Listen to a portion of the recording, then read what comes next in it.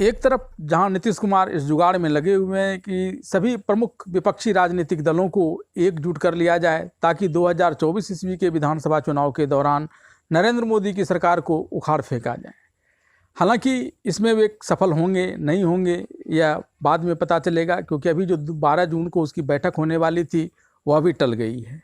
लेकिन दूसरी तरफ एनडीए का भी कुनबा धीरे धीरे मजबूत होता चला जा रहा है। खास करके जो इसके पुराने साथी थे जिन्होंने इसे छोड़ दिया था, वह भी अब इसी में अपना भविष्य तलाशने लगे हैं और उनके कई संकेत भी मिलने लगे हैं। आज ऑपरेशन ब्लू स्टार की बरसी के अवसर पर अकाली दल ने भी इस तरफ एक संकेत दिया। उसने साफ साफ कहा कि चूँकि ऑपरेशन ब्लू स्टार को कांग्रेस ने अंजाम दिया था, इसलिए उसकी तरफ जाने का, उसके साथ जाने का, जिस संगठन में वो रहेंगे उस संगठन में जाने का तो कोई सवाल ही नहीं उठता है।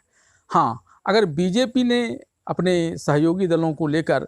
जो सहयोगात्मक रवैया उसका पहले हुआ करता था वह दिखाया तो उसमें जाने की गुंजाइश बनती है।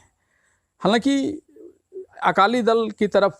एनडीए में गठबंधन की संभावना जब प्रकाश सिंह बादल की मृत्यु हुई थी तो उसके बाद से ही बनने लगी थी। खास करके तब सभी बड़े नेता भारतीय जनता पार्टी के उस कार्यक्रम में गए थे और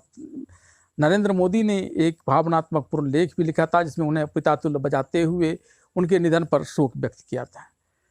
बात दूसरी तरफ की जाए तो जेडीएस जो अभी हाल ही में जब कर्नाटक का चुनाव हुआ था तो सब अपने अपने बूते फूल रहे थे, लेकिन वहाँ सफलता मिली कांग्रेस को और तब जेडीएस को भी शायद अब यह लगने लगा कि अगर वो एनडीए की तरफ चले जाते हैं तो उनका भी भविष्य कुछ बन सकता है।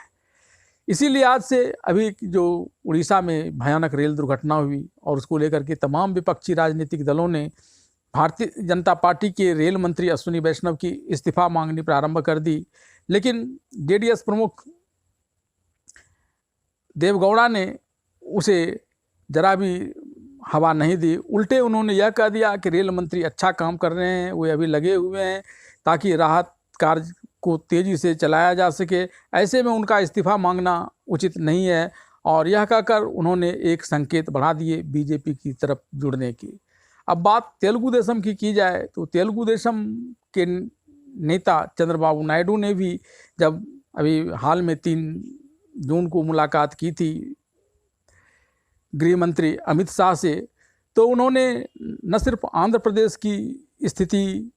की बात अमित शाह से शेयर की बल्कि तेलंगाना को लेकर के भी यह इशारा किया कि अगर दोनों दल साथ साथ चुनाव लड़ते हैं तो यहाँ उनका भविष्य अच्छा होगा और इस लिहाज से वे नज़दीकी बढ़ाते चले जा रहे हैं भारतीय जनता पार्टी की तरफ। अब अगर इस तरह से एनडीए का भी कुनबा बढ़ेगा तो